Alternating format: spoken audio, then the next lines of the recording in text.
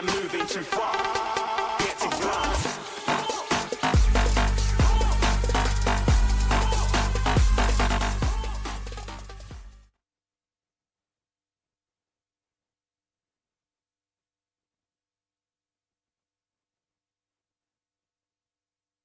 Second. Yeah, okay, so I'd like to introduce Erica. So why don't you come up here and actually, I don't have your bio in front of me, I'm sorry.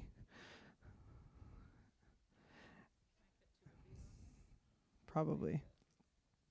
Erica. Sorry, 1 second. Here we go. Okay, so Erica Wright from Mozilla has a BFA in creative writing, but during a particularly rough period of writer's block, she discovered the pleasures of coding. She quickly enrolled in Lighthouse Labs Developer Bootcamp and hasn't looked back since. After graduating from Lighthouse in 2015, she began her career working at a 4-person startup. She now works at Mozilla as a developer and prototyper and mentors in the evenings at Lighthouse Labs. So can I get a quick hand for Erica? All right. It's green. Does that mean it's working? Woohoo! How do I start this?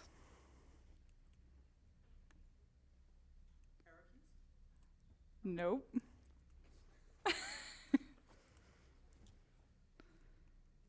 Oh. That is the final slide, apparently. Interesting. Sorry. You can just click on that's mine there. If you just click on the first one there. That one. Okay, it got moved. Oh, I see. All right, cool. Hi, everyone. I'm Erica. I'm pretty nervous. I'm hoping I can fill this time with things to talk about.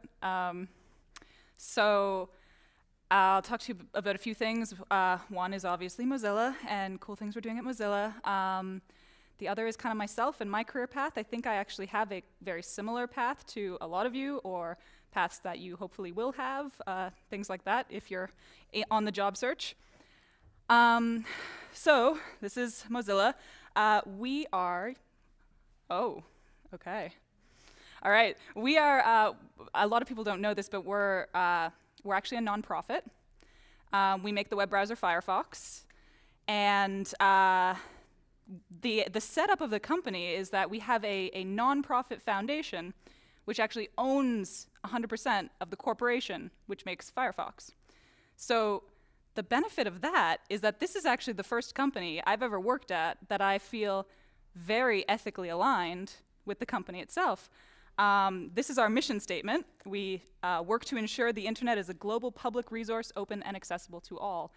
And we really do. That's all we do. Everything we do it for the good of the internet. And I'm really proud to be at a place like that. So we'll get back to Mozilla later. I'll start off talking about myself a bit. So when I was in school, I did love math and physics, and I actually had a fantastic teacher who thought that learning C++ was really important. So he actually taught us programming in C++, and I loved that. But I always idolized authors, and I always wanted to be an author. That's all I ever wanted to do. And I thought, no, I'm an art student. I'm going to university for arts, like arts, creative writing, acting. Those were my things. So I went to university at UBC, graduated with a BFA in creative writing. I knew that was not going to get any money whatsoever. I was going to be trying to submit poems to, free publications as much as I can. Short stories, just get my name out there, work for free as much as possible. That didn't work out so well, so I was a waitress for a while. Woo! and when I was not waitressing, I was trying to write. And during a particularly tough period of writer's block, as Izzy said, I thought, what else do I enjoy? I remember enjoying coding. I know a few people who do it. Maybe I'll try. So I actually found FreeCodeCamp online. Yay, FreeCodeCamp. And I think I was actually one of the first users on that website. It was in the first 30 days that it was out. It was over 2 years ago now. So I started using FreeCodeCamp. I started using Code Academy. Started finding everything I could to learn JavaScript, web stuff. And I found I really loved it. And I was actually doing it a good 8 hours a day on my days off. And I was looking forward to waking up every morning. I didn't feel like I was in a daze anymore. I was like, yeah, I'm into this, I'm learning. Then I ran out of resources. Or at least I thought I did. I couldn't really find anything further. There's a lot of beginner resources out there, but once you hit a certain point, once I had finished all the courses on Codecademy, I kind of thought, well, what next? And like, how can I make a career out of this? What can I do with this? And for me, I didn't know how to take it to the next step. So I found Lighthouse Labs. And that turned out really well for me. It was one of the biggest risks I've ever taken. It was one of those like, okay, yeah, I'll quit everything I'm doing. I'll change my entire identity. I'm not a writer anymore. I'll commit 2 months of my life, plus a lot of money, to this strange new type of education that I don't know if I can trust or not. So that was scary. But once I joined, I found out like it's a great community, great people. The way of teaching was fantastic for me. I really enjoyed it. So after graduating Lighthouse, I was hired by Dawn, who is the head instructor in Vancouver. This was in 2015, June 2015. And him and myself and 2 others, we started a little startup. It was a social media startup. It was Rails and React. We did that for about 8 months, and then the startup ran out of money, as they tend to do. So, where am I at now? So, I applied to a whole bunch of different places. Mozilla was one of them. There was an internship position in Vancouver. It was working on an Android web browser. So I applied to that one. I thought, okay, I have no Android experience whatsoever. The position specifically asked that you be in university and you must be returning. I said, well, that's not me, but I'm going to try it anyway. And I applied to various other positions. I was hired by a company called Mobify in Vancouver, and I worked there for only 3 months. They're also a fantastic company. I think about 350 people start up there, and that was really exciting. And it was a good full-time job. I was really happy with it. I was still, however, interviewing with Mozilla on the side. I wasn't quite willing to let go of Mozilla. I'd used Firefox when I was younger.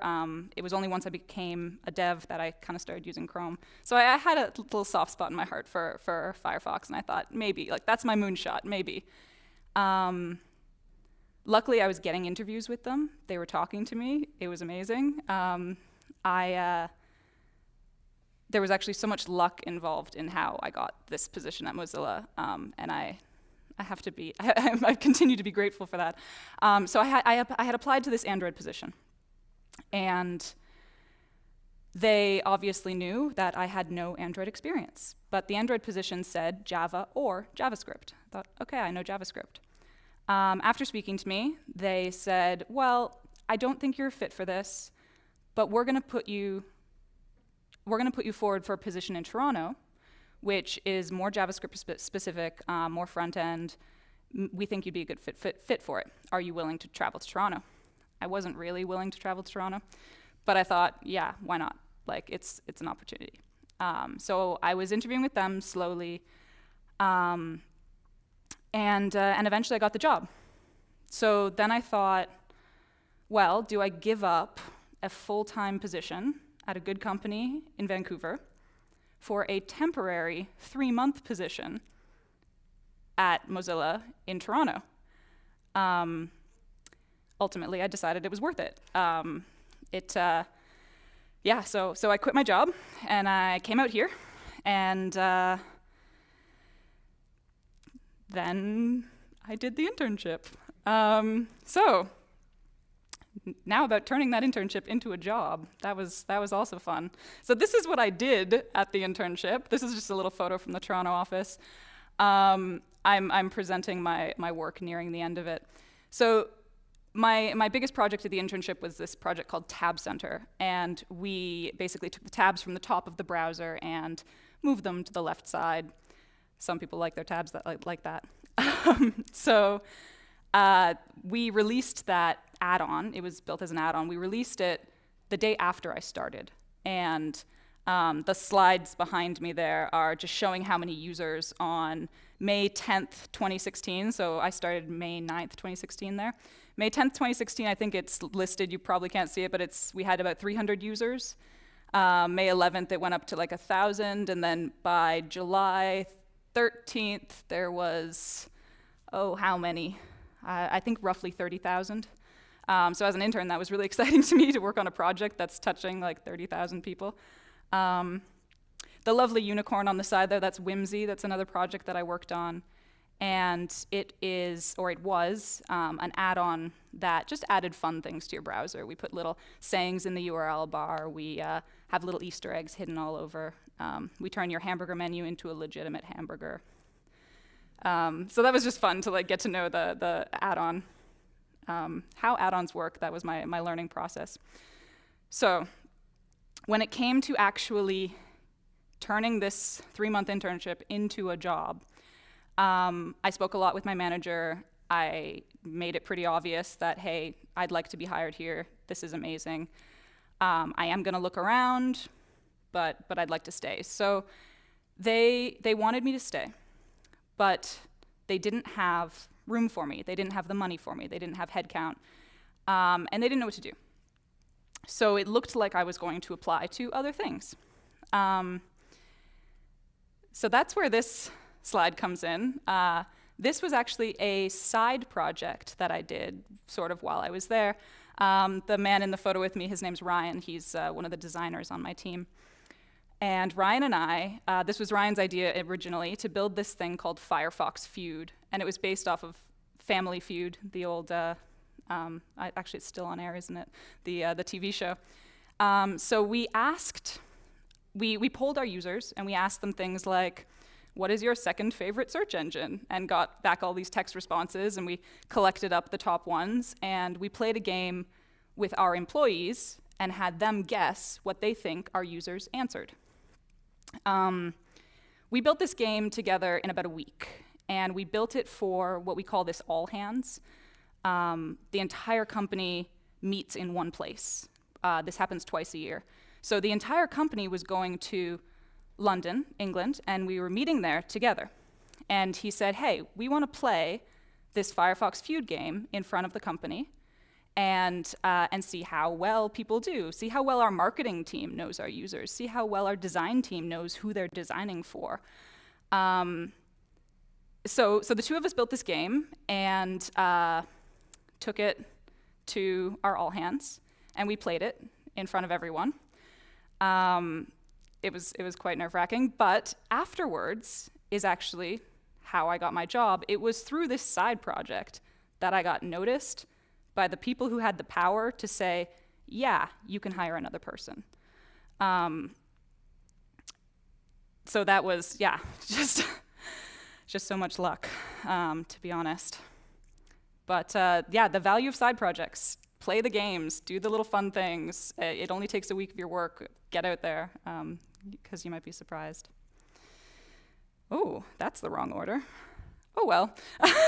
So back to Mozilla. So that's me. That's my career. I am now I'm on the UX team as a UX engineer. I get to build all sorts of fun things that the designers come up with. I get to do experiments with the browser and fun add-ons.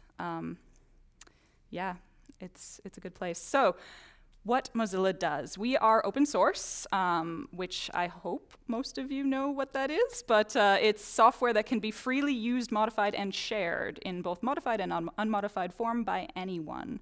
So you can contribute code, you can take all the code you want and run a local version yourself. It's all out there and open, and that's something that is very important to us. We have a lot of volunteer contributors, and that's actually how Mozilla and how Firefox was originally born, was initially from a lot of volunteers. All of our offices sort of sprung up where the volunteers were located, and a lot of them sort of got hired initially. So we like them a lot. We do other things outside of the Firefox browser. My little GIF disappeared, but it was there briefly. For example, the GIF that is now missing. No, it won't come back. So we ran what's called the Let's Encrypt campaign. We teach people how encryption works at a basic level.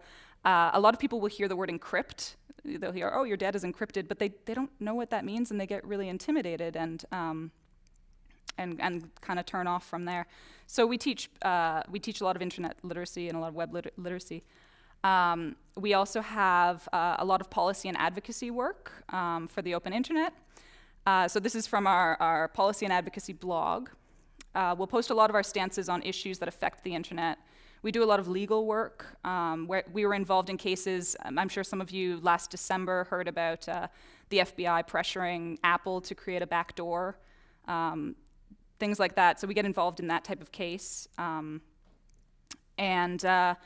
The middle one there, the MOS project, Mozilla Open Source Support, we award a significant amount of money to open source projects that we believe are helping the internet.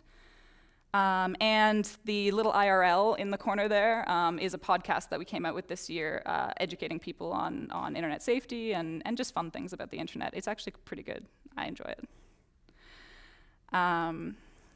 So these are things that we care about. Online privacy and security. So people can understand and meaningfully control how their data is collected and used online. Companies and governments work to protect our data and enhance our ownership over our digital identities. Open innovation opens the default. Open source and open standards are at the heart of the internet. Everyday users can create, innovate, and compete online without asking permission. Decentralization, this is a big one for us right now. Technologies and platforms people use every day are interoperable and based on open standards. Web literacy, people have skills to read, write, and participate in the digital world. And digital inclusion, it's where people everywhere can access and have opportunity to participate in building the entire internet. Okay, so now the MDN, the Mozilla Developer Network. This is the gist of it. It's the best, I hope, browser-neutral documentation site for open web technologies, HTML, CSS, JavaScript, and other web APIs. It is browser-neutral. We have information there about Chrome. We have information there about Internet Explorer and Edge, a whole bunch of other browsers, and we're pretty excited about that. I do not work on the MDN team, but I asked people on the MDN team, hey, what do you want people to know about the MDN? And this is what they sent me. It's a wiki. Anyone can edit it. We have a lot of volunteer contributors, ranging from people making one-time typo fixes, people who have been deeply involved in the docs for years. And this year, we've started formally collaborating with Google, Microsoft, and other web industry leaders to consolidate web docs on MDN as a cross-browser resource. And ways that you can contribute, if you're interested.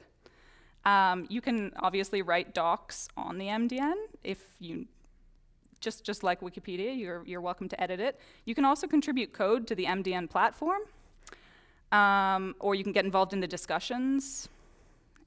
All of that are good things. So I'm also here to talk about Quantum, Firefox Quantum. On November 14th, we had a brand new browser release, and we're all very excited about it. And this one's different from our usual releases. Usually, we have releases every 6 weeks, and they go fairly unnoticed, and we like it that way. We don't want to be shocking our users every 6 weeks with, hey, your whole thing, everything has changed. Generally, our pattern, we've got 3 or 4 different browsers out there that are all, we've got the beta versions and the alpha versions of what eventually becomes the release Firefox. So our system is that there's one of our browsers called Nightly. Nightly gets updated every single night with code that we're committing that day. This is our most unstable release. You will get bugs, but it's really fun to be involved in it and see things change every single day. The next one, we have beta and we have developer edition. Those are both sort of our beta channel. So after it's lived on nightly for 6 weeks, it moves on to beta. Beta's a little more stable. Developer edition's a little more stable. You might still find a few funny things in there. Then it'll be there for 6 weeks. After that, it moves to release. So this particular release, Quantum, the team has been working on for over a year, not just 6 weeks. There's a lot of big things that have changed. Our CSS rendering engine has changed. It's much faster. We're using Rust for that now. The entire browser is a lot faster. That's basically our message with this one, speed, speed, speed. And the front end looks completely different. We've got a new color scheme. We've got new icons. We've got a new library icon that you can do fun library things with.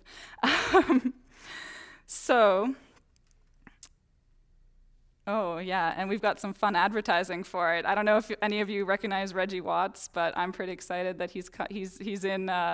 We're doing a TV ad, and he's going to be in it. We've never done TV ads before, but we hired him to tell us like what the speed of sound sounds like. That's fun.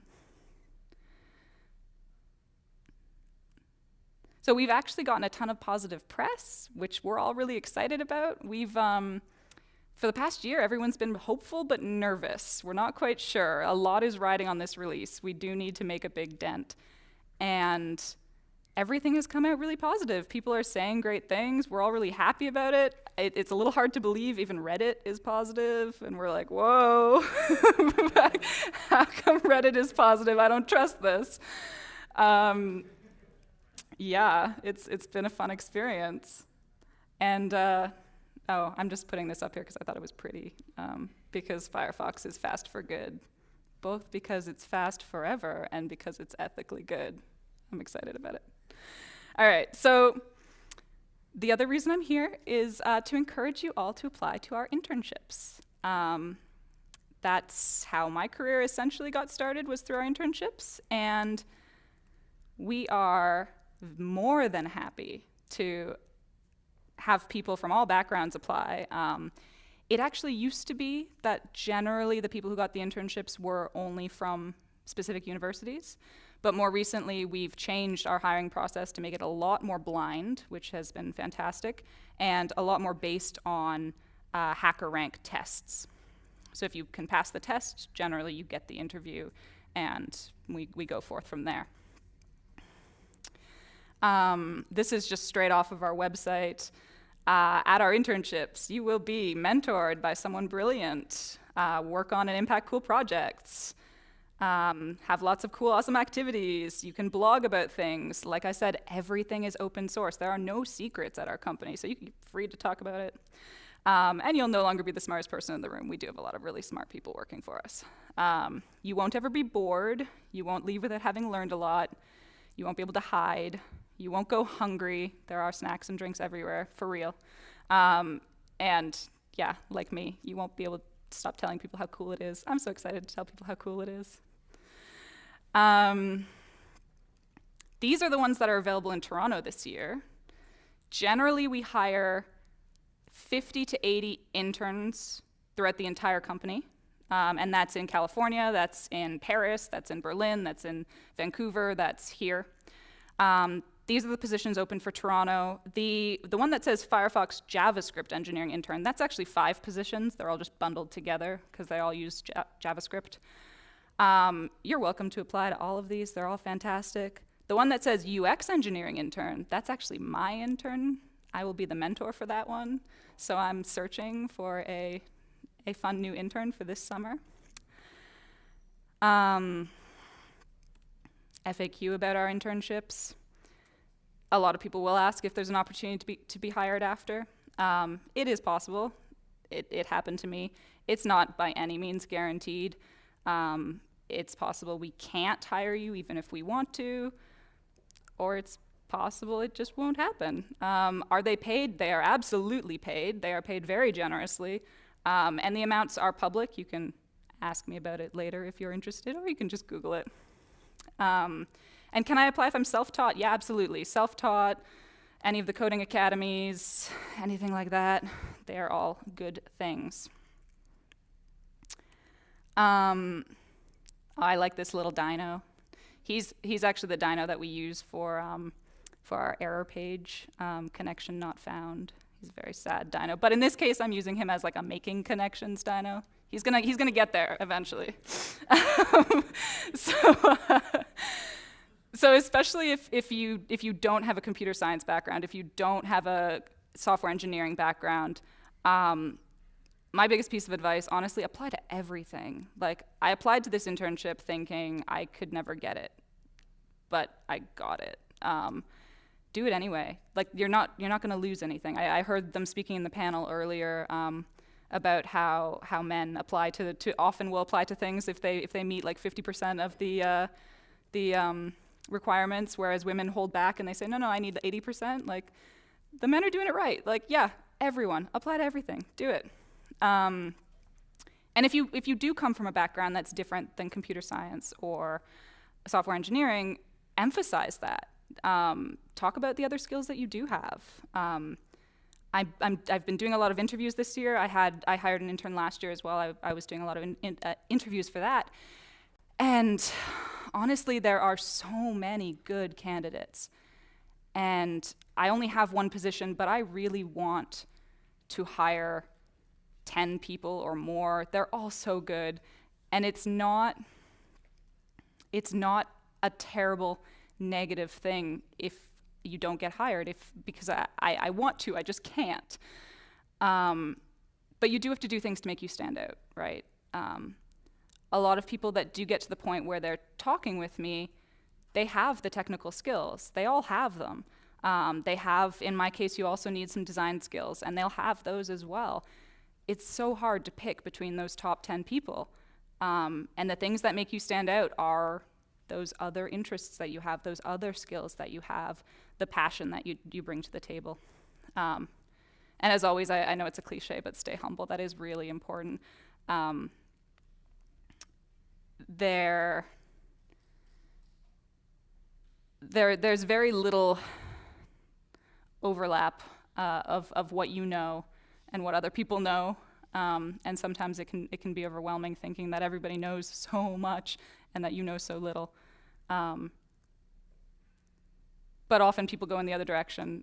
This is, sorry, I'm talking in circles about imposter syndrome essentially.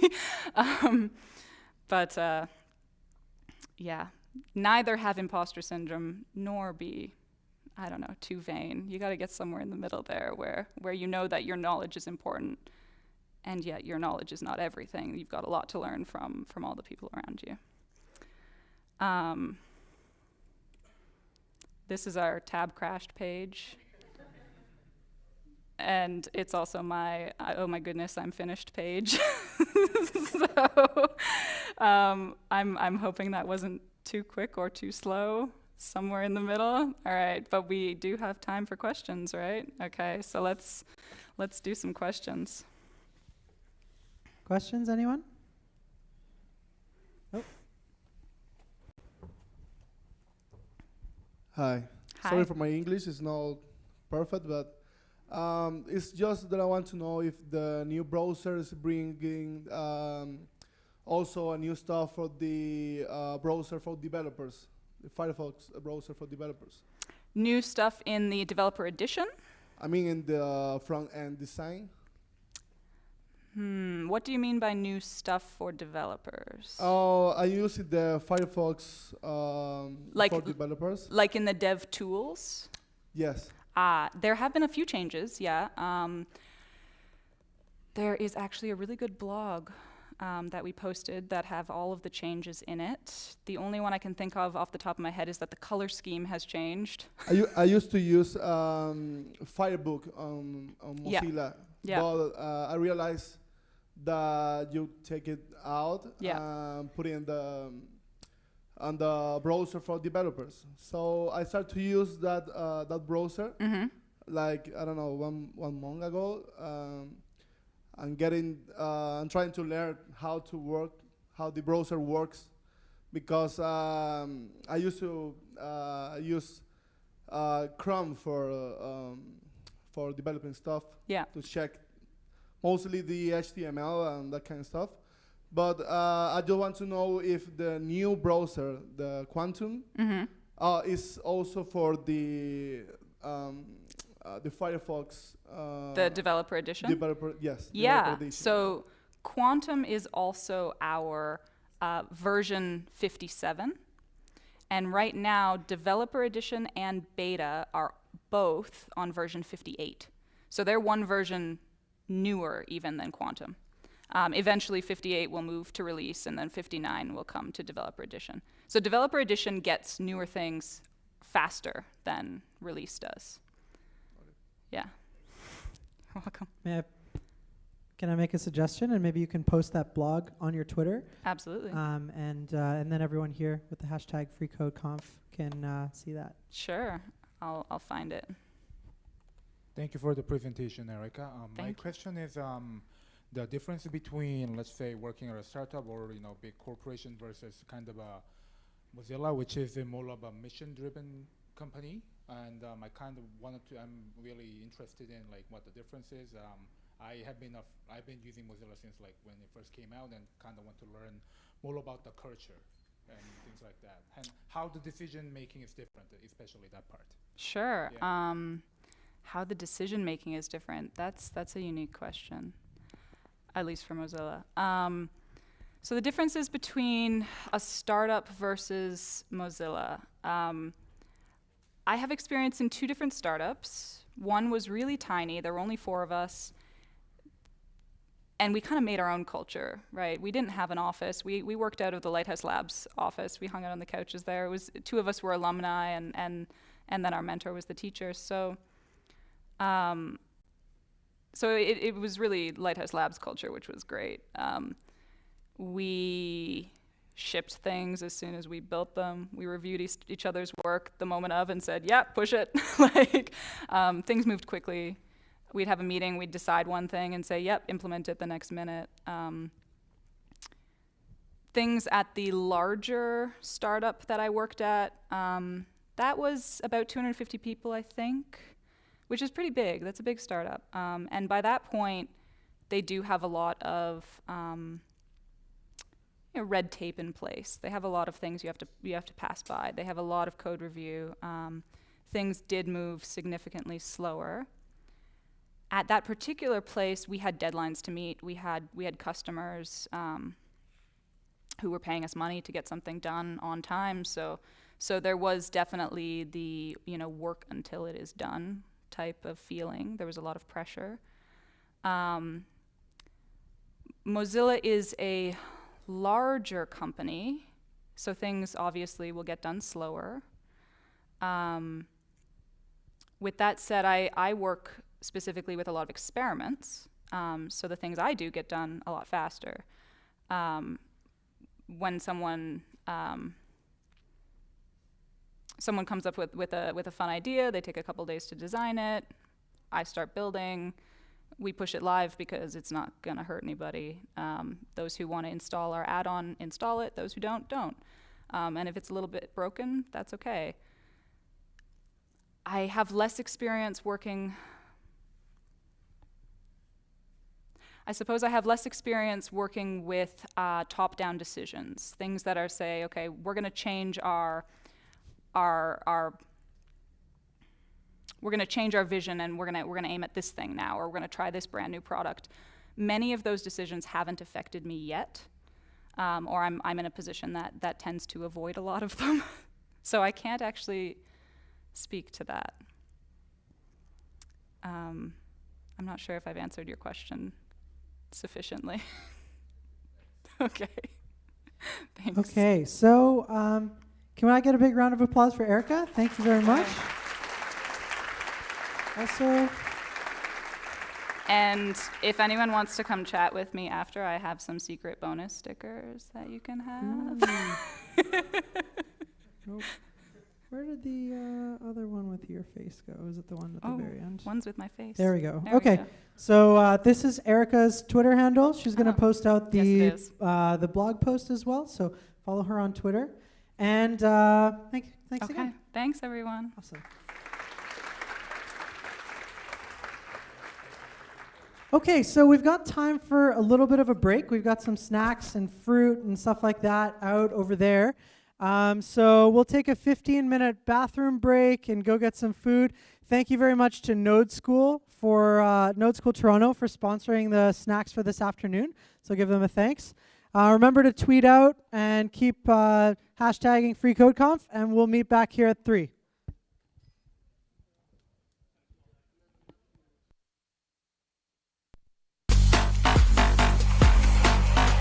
I said I'm moving too far. Getting lost.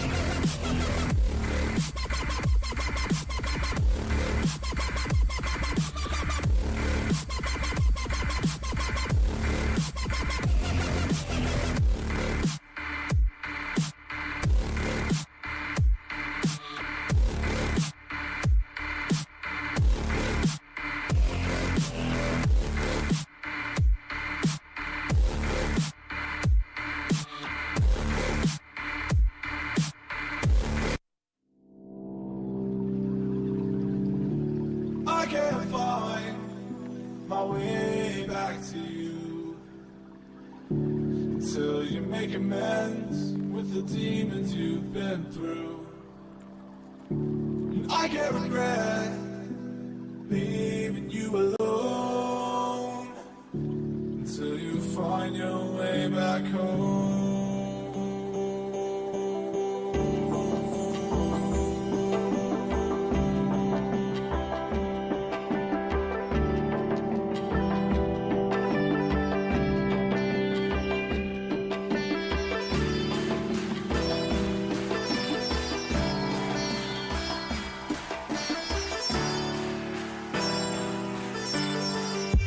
Until you find your